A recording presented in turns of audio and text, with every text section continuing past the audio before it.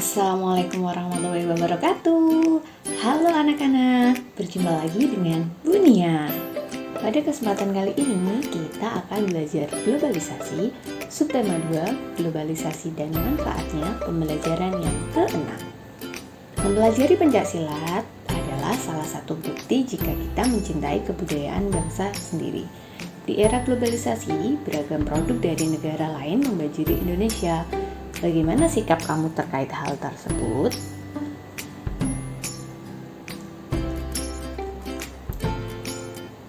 Simak percakapan berikut. Edo adalah putra seorang pengusaha ternama di daerahnya. Kedua orang tua Edo memiliki usaha industri makanan ringan. Mereka dikenal sebagai keluarga yang sangat kaya, yang sangat mampu untuk memenuhi berbagai kebutuhan yang mereka inginkan. Pada suatu hari, Edo bersama seorang temannya berada di sebuah pusat perbelanjaan. Benny, Edo, kenapa kamu pilih sepatu itu? Sepatu yang ini sepertinya lebih baik. Ini bikinan Singapura loh. Kemudian Edo menjawab, aku pilih ini saja. Sepatu ini bikinan Cibaduyut. Kualitasnya tidak kalah dengan sepatu bikinan luar negeri. Sepatu Cibaduyut juga sudah diekspor ke luar negeri. Benny, oh iya? Memangnya kau tidak malu memakai produk dalam negeri? Edo, loh, kenapa harus malu? Justru jika kita membeli produk negeri sendiri, itu artinya kita telah membantu negara kita. Uang kita akan tetap beredar di negara sendiri. Selain itu, juga akan membuka lapangan pekerjaan bagi rakyat Indonesia. Benny, oh begitu. Edo, iya Benny, karena itu aku selalu memilih untuk membeli produk Indonesia. Benny, ya deh, aku juga ingin membantu rakyat Indonesia supaya menjadi lebih sejahtera. Aku akan selalu memberi produk-produk Indonesia. Nah, setelah mendengar percakapan tersebut, kira-kira bagaimana karakter Edo dan Benny? Edo yaitu mencintai produk dalam negeri, sedangkan Benny lebih menyukai produk luar negeri. Apa alasan Benny memilih sepatu produk luar negeri? Ia menganggap produk luar negeri lebih baik daripada produk Indonesia. Yang ketiga, apakah sikap Benny tersebut benar? Berikan alasannya. Sikap Benny kurang tepat karena ia lebih memilih menggunakan produk luar negeri dibandingkan produk dalam negeri. Yang keempat, mengapa Edo memilih produk Indonesia? Karena ia menganggap kualitas produk Indonesia tidak kalah dengan produk luar negeri.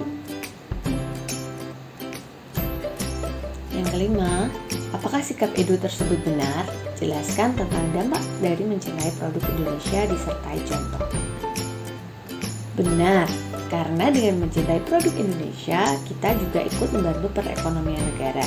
Uang kita tetap beredar di negeri sendiri dan membuka lapangan bagi rakyat Indonesia. Yang keenam, apa saranmu terhadap Benny? Jelaskan manfaat dari cinta produk-produk Indonesia bagi bangsa Indonesia.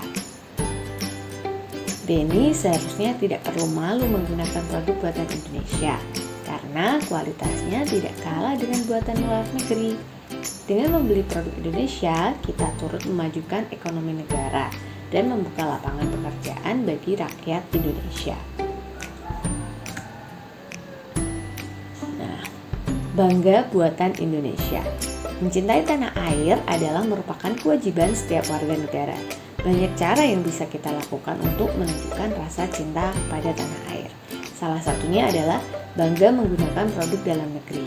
Dengan menggunakan produk dalam negeri, kita turut berpartisipasi dalam pembangunan bangsa. Apakah kamu sudah menggunakan produk dalam negeri?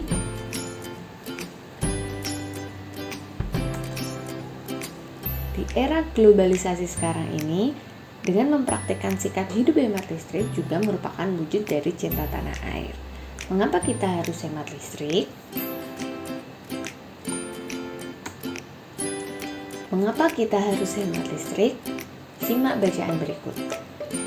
Hampir semua kegiatan manusia di era globalisasi ini membutuhkan energi listrik, mulai dari kegiatan rumah tangga, perkantoran, pertokoan, pabrik atau industri, bahkan aktivitas pribadi pun memerlukan tenaga listrik. Tanpa listrik, kita nggak bisa bayangin gimana jadinya hidup ini. Namun, di balik manfaatnya, energi listrik ternyata juga memiliki dampak negatif bagi kehidupan di bumi jika kita menggunakannya secara berlebihan. Dampak dari pemborosan energi sebenarnya sudah kita rasakan dengan meningkatnya suhu di bumi, atau yang biasa disebut dengan pemanasan global. Meningkatnya suhu di bumi antara lain gara-gara gas buangan dari produk elektronik seperti AC dan kulkas, serta gas hasil pembakaran dari kendaraan bermotor. Kondisi tersebut diperparah dengan semakin berkurangnya lahan hijau yang berfungsi sebagai pencuci udara kotor. Pemanasan global bikin cuaca tidak teratur. Musim panas yang panjang banget hingga berakibat kekeringan di mana-mana. Kemudian, mencarinya pegunungan es di belahan bumi utara dan selatan yang akan tenggelamkan sebagian besar daratan. Kalau hal ini terus terjadi, maka manusia bakal terancam habitatnya gara-gara pemanasan global. Buat menghindari pemanasan global, maka salah satu cara yang bisa kita lakukan yaitu dengan melakukan sikap hidup hemat listrik.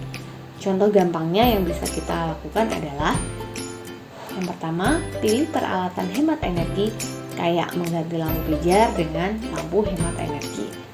Yang kedua, pahami lingkungan sekitar kita. Jika menjadi orang terakhir di ruangan, pastikan kalau udah matiin semua peralatan listrik yang tidak dipakai. Lampu, kipas angin, tape, TV, dan lain-lain sebelum meninggalkan ruangan. Dengan melakukan hal tersebut, berarti kita telah menyelamatkan bumi kita secara nyata. Kita bisa bayangkan berapa besar energi listrik yang kita hemat dengan melakukan gerakan hemat energi. Sekarang tugas kalian, tuliskan kosakata non baku yang ada pada bacaan tersebut. Kemudian tuliskan pada tabel dan cari kata bakunya dan buatlah kalimat efektifnya. Kemudian dari bacaan mengapa harus hemat listrik, tuliskan pernyataan umum dari paragraf pertama. Kemudian diheret penjelas dari paragraf kedua dan kesimpulan atau pendapat penulis dari paragraf ketiga. Sekian video pembelajaran kali ini, semoga bermanfaat. Terima kasih. Wassalamualaikum warahmatullahi wabarakatuh.